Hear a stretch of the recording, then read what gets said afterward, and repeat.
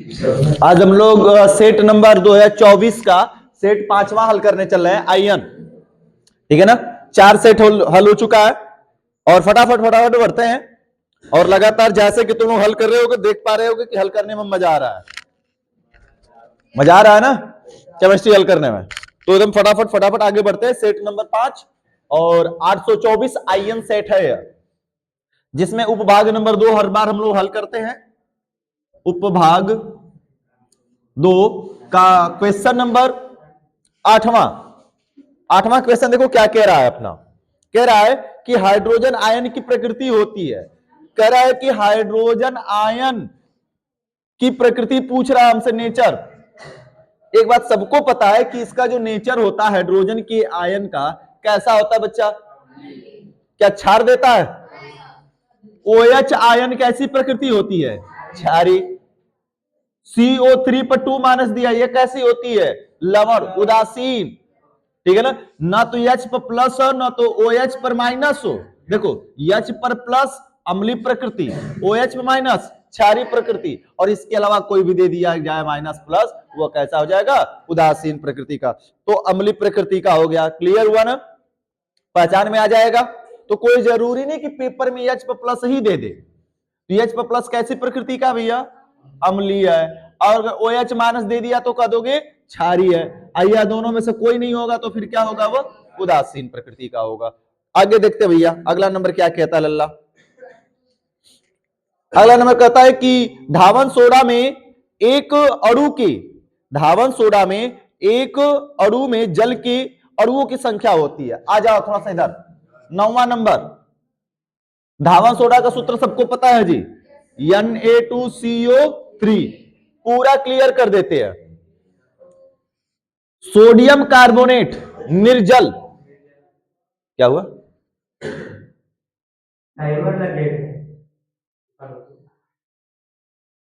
Recording timer है, वो चल रहा है, मतलब उतना टाइम तक रिकॉर्ड हो रहा है, वो स्क्रीन ऑफ हो जा रही है। चलो भैया आते आ गया, एडवांस लेवल का है ये। हमारा बाल आज खड़ा क्यों हो जा रहा है जी? नहाए नहीं है। बात गड़बड़ ये है कि ये मुफलर बांधकर आए ना तो गलत टेढ़ा बंधा गया है। चलो कोई नहीं, बाल इधर आते हैं हम लोग। बाल की खाल निकल गई है आज। तो सोडियम कार्बोनेट इसको कहा जाता है। और सोडियम कार्बोनेट निर्जली जब बात कहेगा, निर्जल मतलब बिना जल का, तो इसका साफ साफ मतलब है कि इसमें जल के अणुओं की संख्या 0 है। धावन सोडा कह रहा है मतलब जल के अणुओं की संख्या कितनी होती है धावन सोडा में? 10 होती है। और अगर सोडा एस कहेगा, क्या कहे? सोडा एस, तो सोडा एस में जल के अणुओं की संख्या कितनी होती है लल्ला? 1। तीनों जानते रहो बातों को। निर्जली में नाम से स्पष्ट है, कुछ नहीं, 0। धावन सोडा में 10, यानी कि धावन सोडा में जल के कितने अणु होते हैं? 10 H2O होते हैं। और सोडा एस में कितने होंगे? 1। आगे बढ़ते क्वेश्चन नंबर 10 की तरफ। 10वां नंबर क्या कहता है कि निम्नलिखित में से कौन अधातु है? ये भैया चारों विकल्प जरा लिखते तब समझाते हैं। ए नंबर दिया गया है Cr, बी नंबर दिया गया है Fe पर 2+, सी नंबर दिया गया है He, डी नंबर दिया गया है Hg। तो एक बार इधर बोर्ड की तरफ देखो। क्रोमियम मेटल है जी, प्लस दे दे, प्लस लगा तो सीधी सीधी बात है वह मेटल ही है। Hg पारा कैसा है? मेटल है। तो बचा क्या? Helium gas. सबको नहीं पता है क्या हीलियम कैसी होती है? गैस। और हीलियम गैस क्या कभी धातु हो सकती है? क्या संभव है? पॉसिबल ही नहीं है। तो हीलियम ही क्या है भैया? अधातु है। क्लियर हुआ? ये सारी की सारी चीजें कैसी हैं? मेटल है। यही है जो है कि नॉन मेटल है। 11 नंबर की बात करते हैं। धातुओं के लिए सत्य नहीं है। 4 कथन दिया गया, वो रिकॉर्ड हो रहा है बच्चा। 4 कथन दिया गया है, धातुओं के लिए कौन सत्य नहीं है। इसका क्या मतलब है लल्ला? कि ऐसी कोई बातें कही गई जो धातु के लिए नहीं होनी चाहिए। धातुएं सदैव सहसंयोजी बंध बनाती है। सहसंयोजी मतलब साझेदारी। क्या धातुएं साझेदारी करती हैं? संभव है क्या जी? इलेक्ट्रॉन देकर इलेक्ट्रॉन लेती हैं क्या? धातु हमेशा क्या करती है, इलेक्ट्रॉन देती है। ये तो पहले ही पकड़ा गया कि ये सत्य लग रहा है, लेकिन फिर भी हम लोग सभी पढ़ते हैं बातों को। धातुएं धन आयन बनाती हैं, बात सही है जी। इलेक्ट्रॉन त्याग कर क्या करती हैं, धन आयन बनाती हैं। धातुओं में इलेक्ट्रॉन त्याग करने की प्रकृति होती है, भैया इलेक्ट्रॉन देती तभी तो धन आयन बनाती है। तो ये भी बात सही है कि धातुएं इलेक्ट्रॉन त्याग कर धन आयन बनाने की प्रकृति रखती है। धातुओं में चालकता का गुण पाया जाता है, भैया तार है जो इसमें चल रहा है करंट, तो धातु का है क्या, धातु का तभी तो चल रहा है ना। तो धातुएं विद्युत की क्या होती है, सुचालक होती है। यानी कि 3 पॉइंट सही है। और जो आखिरी पॉइंट है, पहली पॉइंट, धातुएं सदैव क्या बनाती हैं, सहसंयोजक यौगिक बनाती हैं। क्लियर हुआ मामला। आगे आते हैं जी। पहला पॉइंट 11 का फर्स्ट ए सही है। धातु सहसंयोजक, जैसे सोडियम हुआ, चलो देख लो, सोडियम जो हुआ क्लोरीन के साथ ना, वाय कोश में कितने इलेक्ट्रॉन जी, एक बातें नहीं, सोडियम के वाय कोश में कितने इलेक्ट्रॉन, एक 2 3 4 5 6 7। तो क्या यह एक इलेक्ट्रॉन देने के बाद एक इलेक्ट्रॉन वापस से लेता है, संभव है, कभी नहीं। यानी कि इसके बीच कभी इलेक्ट्रॉनों की साझेदारी नहीं हो सकती है, यह हमेशा इलेक्ट्रॉन देने का काम करेगा। यही कहने का आशय है, ये गलत है पॉइंट। आगे कहते हैं 12 नंबर, सबको पता है 12 नंबर जी, प्लास्टर ऑफ पेरिस की जल से अभिक्रिया कराने पर प्राप्त होता है। अरे अभी हाल ही में हमने बताया था, Ca, देखो CaSO4 इंटू 1/2H2O, और जल से क्रिया करेंगे 3/2H2O से क्रिया कराते हैं, 120 130 टेम्परेचर रख लोगे तो CaSO4 और इंटू 2H2O, यह हमारा POP है, प्लास्टर ऑफ पेरिस, और इसको क्या कहते हैं, जिप्सम। तो यानी कंफर्म हुआ भैया कि अगर प्लास्टर ऑफ पेरिस को जल के साथ अभिक्रिया कराएंगे तो क्या प्राप्त हो जाता है, जिप्सम। ये कहता प्लास्टर ऑफ पेरिस को गर्म करते हैं तब क्या होता, गर्म करते तो कैल्शियम सल्फेट मिल जाता, बाकी जल के अणु क्या हो जाते हैं, बाहर निकल जाते हैं। क्लियर हुआ। प्लास्टर ऑफ पेरिस की अभिक्रिया हाल ही में पढ़ाई बताई गई है सारी चीजें। और याद रखना कौन सा विकल्प सही है भैया, 12 का बी नंबर सही है, 12 के बी नंबर में दिया गया है। 13 नंबर क्या कह रहा है जी, कह रहा है कि एथेनॉल को सोडियम से अभिक्रिया कराने पर प्राप्त होता है। एथेनॉल का मतलब जी एथिल अल्कोहल ना, C2H5OH। एक बात जान लो, एथेनॉल की क्रिया किसी भी मेटल के साथ करा दी जाए, किसी भी मेटल के साथ करा दी जाएगी एथेनॉल की क्रिया, तो हमेशा वह मेटल क्या क्या, चलो बच्चा, वह मेटल क्या करता है, एथिल एल्कोहल के इस हाइड्रोजन को क्या करता है, विस्थापित कर।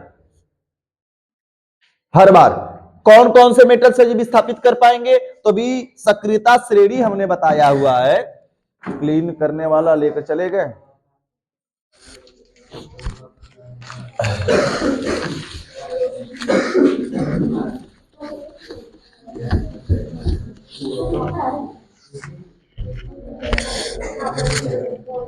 कौन कौन सा होता भैया, लीक बासर का ना मंग अल मन जन कर के फे कब सीडी कब को नी सन ले पीबी और एच, यही ना। यानी इस हाइड्रोजन से ऊपर की कोई भी धातुएं अगर आ जाएं, ये सारी की सारी धातुएं इस हाइड्रोजन को क्या कर सकती हैं, भगाएंगी। अब चाहोगे कि कॉपर कर दे विस्थापित, नहीं कर पाएगी जी। गोल्ड कर दे, नहीं कर पाएगी। पारा कर दे, नहीं कर पाएगा। क्लियर हुआ ना। Hg कर दे, नहीं कर पाएगा। तो सोडियम H को निकालेगा और निकालने के बाद C2H5O Na और प्लस क्या निकालता है, H2। तब मिला लो कौन सा विकल्प इसमें दिया गया, क्या सोडियम एथॉक्साइड दिया गया, नहीं दिया जी। तो दिया क्या, हाइड्रोजन गैस। यानी कि बी नंबर क्या बनाता है भैया, H2 गैस। कोई दिक्कत किसी सज्जन को नहीं होनी चाहिए। अब बारी है उपभाग नंबर 2 रिटेन वाले की, और रिटेन वाले में चलते हैं फटाफट फटाफट, एकदम आसान है रिटेन वाला भी समझना। ऑप्शनल खत्म हो गया, किसी को ऑप्शनल में समस्या पूछना हो तो बताओ जी।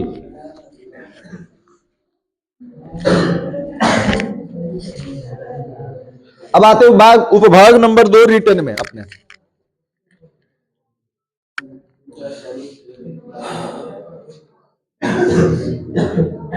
उपभाग नंबर 2 पांचवा का ए बातें नहीं, पांचवा के ए कहता है विद्युत रासायनिक श्रेणी, विद्युत रासायनिक श्रेणी के किन्हीं दो गुणों का उल्लेख कीजिए। विद्युत रासायनिक श्रेणी पहले कहते कैसे हैं उसे जान लेते हैं, तो उसके बाद विद्युत रासायनिक श्रेणी के क्या जानेंगे हम लोग, गुण जानेंगे। गुण मतलब भेली, हाँ। तो विद्युत रासायनिक श्रेणी किसे कहते हैं बच्चा, अभी जो हमने बनाया था सीरीज ने क्लीन किए हैं, यहाँ पर जो हमने बनाया था ली का बाद सरकाना मंगलमय, यही तो विद्युत रासायनिक श्रेणी है। किसे कहते हैं, तो जब धातुओं को उनके ई पर जीरो के बढ़ते हुए क्रम में रखने पर, ई पर जीरो मतलब मानक इलेक्ट्रोड विभव के बढ़ते हुए क्रम में रखने पर जो श्रेणी प्राप्त होती है उस श्रेणी को क्या कहते हैं, विद्युत रासायनिक श्रेणी कहते हैं। बातें समझ में आ गई। अब उन्हीं के गुण पूछ रहा है, तो पहला गुण क्या है कि विद्युत रासायनिक श्रेणी की सहायता से ही हम किसी भी धातु की क्या निकालते हैं, सक्रियता निकालते हैं कि कौन सी धातु किसके सापेक्ष क्या है, अत्यधिक सक्रिय है कि कम सक्रिय है। दूसरा नंबर, विद्युत रासायनिक श्रेणी की सहायता से हम धातुओं की आक्सीकारक क्षमता निकालते हैं। क्लियर है ना, विद्युत रासायनिक श्रेणी की ही सहायता से हम किसी भी अन्य धातु का हम इलेक्ट्रोड विभव भी क्या कर सकते हैं, ज्ञात कर सकते हैं। मामला समझ में आया। तो 2-3 गुण हो गया जी, तमाम गुण हमने लिखवाया हुआ है, यही 2-4 याद रख रहे हो। विद्युत रासायनिक श्रेणी की सहायता से धातुओं की सक्रियता ज्ञात की जा सकती है, तभी तो हम पता कर पाएंगे कि कौन कितना सक्रिय विस्थापित कर पाएगा कि नहीं। ये कैसे पता, विद्युत रासायनिक श्रेणी से तो क्लियर हो रहा है कि सोडियम हाइड्रोजन को विस्थापित कर पाएगा, अन्यथा इसके अलावा कोई दूसरा विस्थापित नहीं कर पाएगा। क्लियर है। अगर हम आगे बात करें भैया कि क्या हाइड्रोजन के नीचे वाला कॉपर कर पाएगा, नहीं। ये कहां से पता चल रहा है, तो विद्युत रासायनिक श्रेणी से।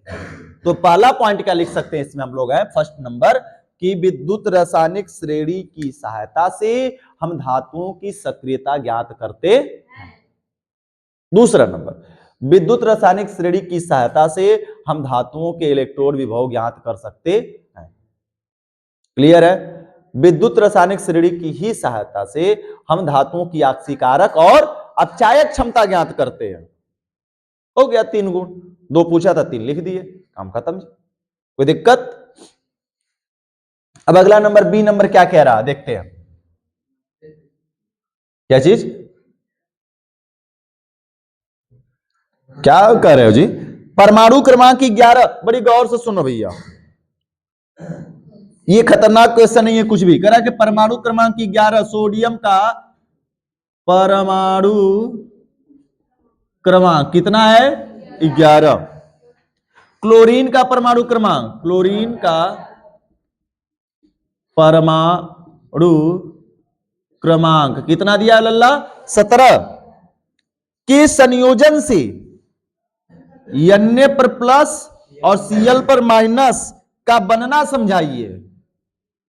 का बनना क्या करिए, समझाइए।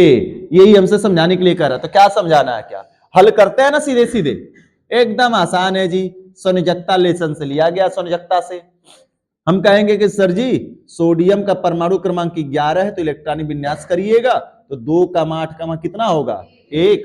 क्लोरीन है परमाणु क्रमांक 17 है तो 2,8,8 2,8,7 होगा। 8,8,7 बोल रहे हैं, मारेंगे दांत चढ़ जाएगा। 2,8,7 तुम लोगों को।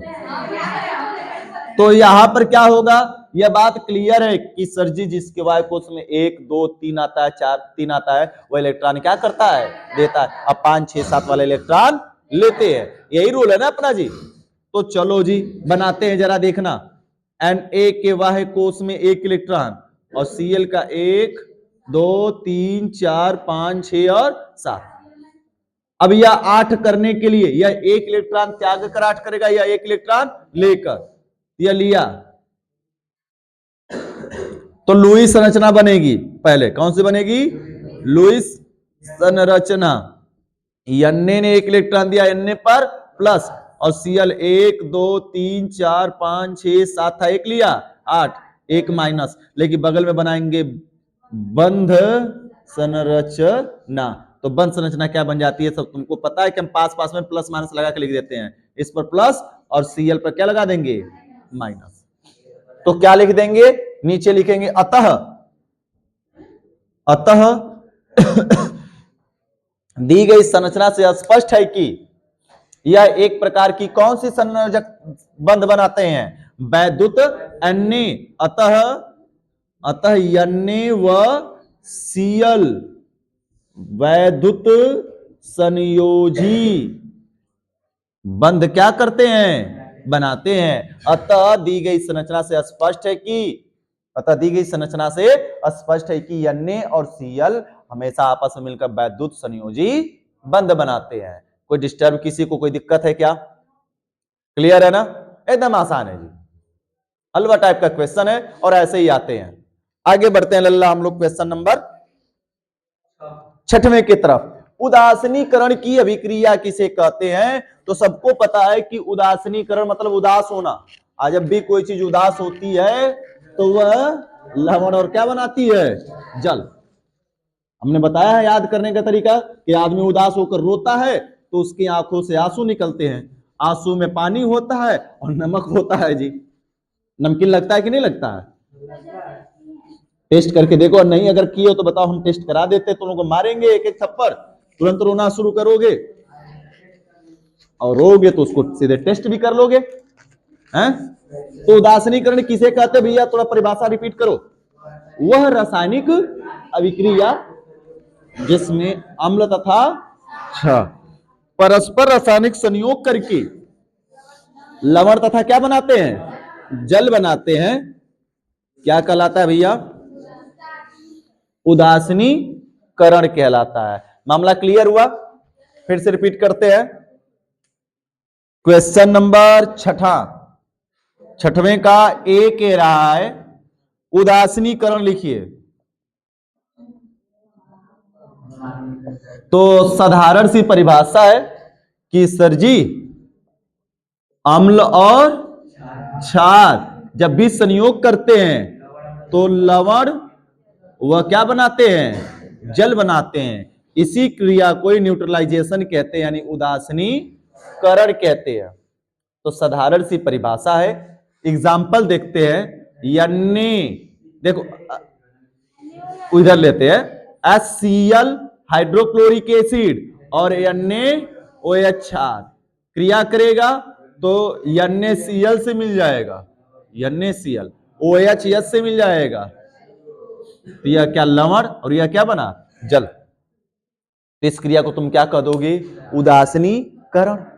तो क्या हो जाएगा भैया? जब अम्ल तथा क्षार परस्पर रासायनिक संयोग करके लवण तथा क्या बनाते हैं? जल बनाते हैं, तो इस क्रिया को हम क्या कहते हैं? उदासीनीकरण की अभिक्रिया कहते हैं। कोई डाउट है? और भी एग्जांपल देखना है? लो जी, HNO3 प्लस CaOH का होल का ट्वाइस 2 लगा देंगे, CaNO3 का होल का ट्वाइस और प्लस H2O2, H2O बन गया। अम्ल कैसे है? शुरू में H है सर जी, प्रारंभ में लगा हुआ, और यह क्षार कैसे? लास्ट में OH लगा। यह लवण कैसे? ना तो H है ना तो OH है, तो यह क्या कहलाएगा? लवण, और यह क्या कहलाएगा? जल। तमाम एग्जांपल्स हमने लिखवाए पड़े हैं, तो एक ही दो एग्जांपल देने होते हैं। बी नंबर क्या कहता है लल्ला? अपचयन, अपचयन की अभिक्रिया लिखिए। देखो जी, यहां पर इलेक्ट्रॉनिक नहीं शब्द लिया है। क्या इलेक्ट्रॉनिक शब्द बोला है क्या?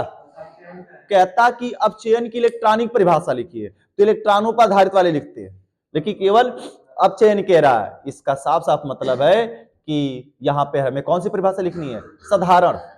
कौन सी परिभाषा लिखेंगे? साधारण परिभाषा लिखेंगे। और साधारण परिभाषा में कौन सा बच्चा? वही वह रासायनिक अभिक्रिया जिसमें हाइड्रोजन से संयोग होता है। यहां पे एक एक लिखते चले हैं। पहला नंबर, हाइड्रोजन जुड़ता है, ऑक्सीजन क्या होगा, पृथक होगा। किसी धन विद्युतीय अवयव का अनुपात क्या होगा, बढ़ेगा, और किसी ऋण विद्युतीय अवयव का अनुपात क्या होगा, घटेगा। तो उपरोक्त हो रही अभिक्रिया को ही हम क्या कहते हैं, अपचयन की अभिक्रिया कहते हैं। एग्जाम्पल सर जी, तो देख लो, C+H2 रिएक्शन क्या हो जाएगा, CH4 2 लगा देंगे बराबर, हाइड्रोजन जुड़ा ना, कोई सही ऑक्सीजन पृथक वाला समझा दीजिए।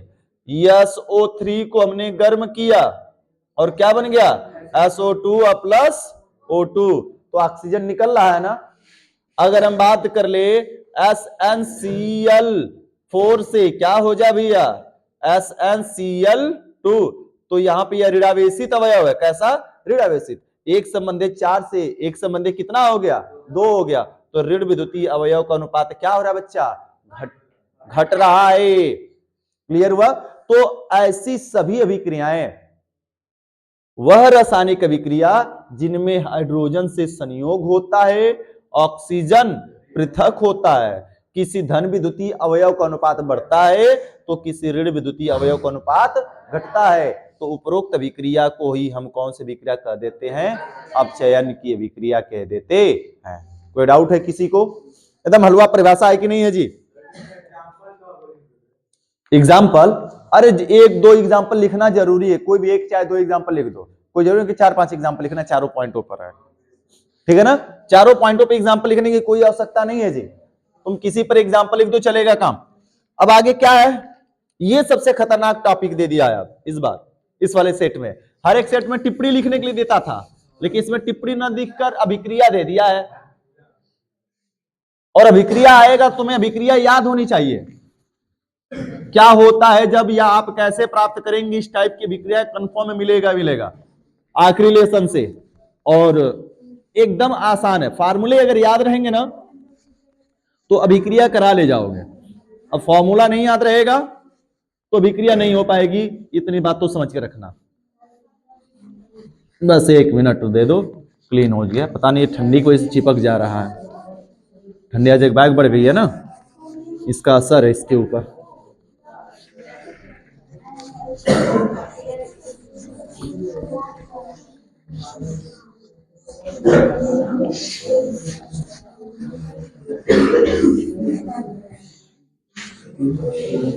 देखा जाए बच्चा, अगला नंबर क्या कह रहा है, 7वां नंबर कह रहा है कि क्या होता है जब केवल संतुलित रासायनिक समीकरण लिखिए, यानी परिभाषा नहीं लिखना। और भी समीकरण लिखना तो कैसा लिखना है, संतुलित। साफ साफ बोला गया समीकरण कैसा होना चाहिए, संतुलित होना। ये नहीं किया संतुलित ही लो। सोडियम ऑक्साइड की जल से क्रिया, तो सर जी पहला नंबर सोडियम ऑक्साइड का फार्मूला Na2O और plus H2O। Sodium oxide Na2O ना होगा, अब कैसे NO2 होगा मुझे नहीं समझ आया। तो लल्ला हमारे Na की वैलेंसी 1, ऑक्सीजन की वैलेंसी 2, फिर ये गुणा करोगे तो Na2O नहीं होगा, तो Na2O के साथ क्रिया कराएंगे जल की। तो साफ साफ पता है, कंफर्म होना चाहिए कि क्या बना लेगा, NaOH। क्या बना लेगा जी, NaOH। बैलेंस करना है, 2 लगा दो, sodium 2 sodium 2, hydrogen 2 oxygen 2 oxygen 2, बराबर हो गया सब जी, बराबर बैलेंस हो गया। यानी सोडियम ऑक्साइड की अभिक्रिया जल के साथ कराएं तो क्या प्राप्त हो गया, सोडियम हाइड्रॉक्साइड प्राप्त हो गया, और यह है सोडियम ऑक्साइड, और ये रहा जल। दूसरा नंबर किससे क्रिया करा रहा है बच्चा, शुष्क बूझे चूने की। अरे शुष्क कहे चाहे अशुष्क कहे, बूझा चूना तो बूझा ही ना होता है, मतलब CaOH का होल का बूझा चूना, बूझ गया है, ठीक है ना। क्लोरीन के साथ क्रिया करा रहा है, ये लल्ला Cl, अरे ना ना ना ना, शुष्क कहा है ना, शुष्क बूझा चूना, ये घुमा दिया सवाल को। देखो CaO बुझा चुना मतलब CaOH का होल का ट्वाइस।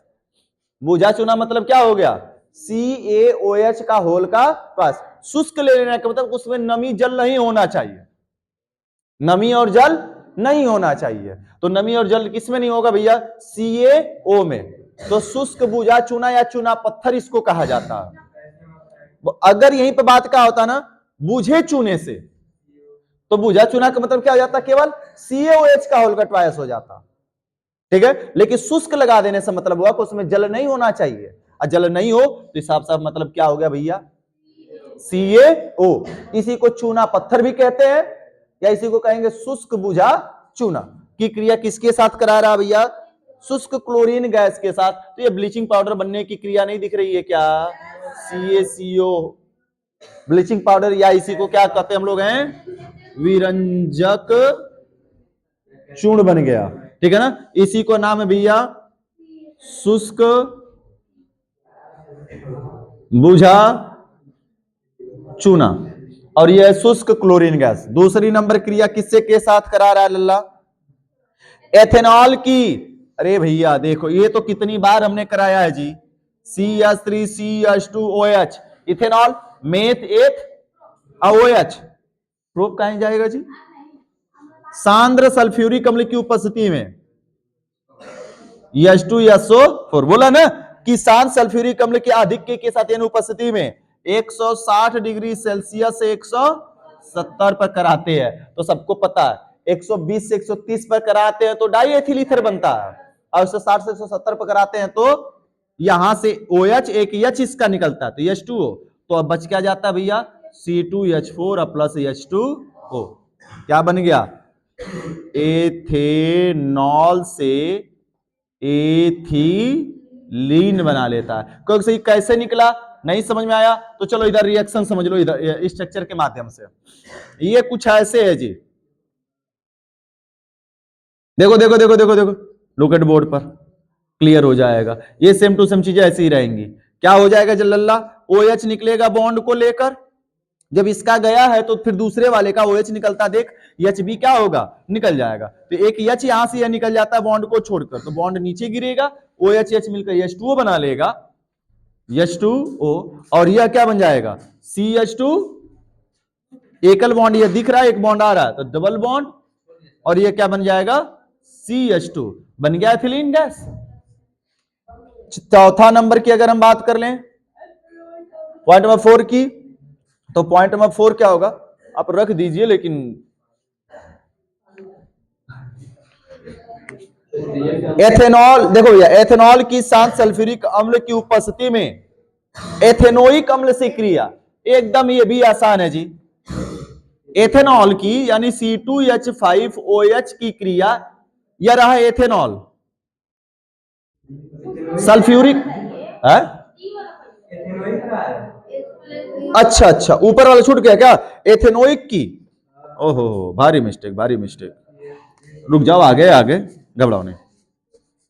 कहां गया, एथेनोइक अम्ल, एथेनोइक अम्ल का मतलब हुआ भैया CH3COOH, एथेनोइक अम्ल की क्रिया किसके साथ कराई जा रही है लल्ला, सोडियम बाइकार्बोनेट यानी NaHCO3। हमने बताया जी कि सोडियम H को देखेगा, लात मार के यहां से क्या करेगा, भगाएगा। तो यहां सोडियम जाएगा, हाइड्रोजन चला जाएगा इसके पास, तो क्या हो जाएगा, CH3COONA।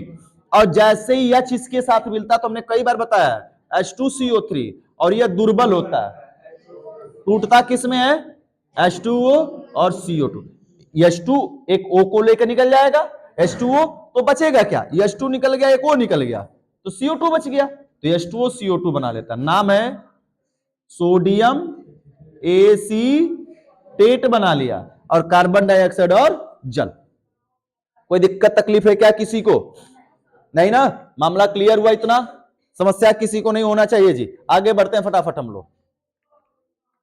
अगला क्वेश्चन देखो, पढ़ो क्या दिया गया है।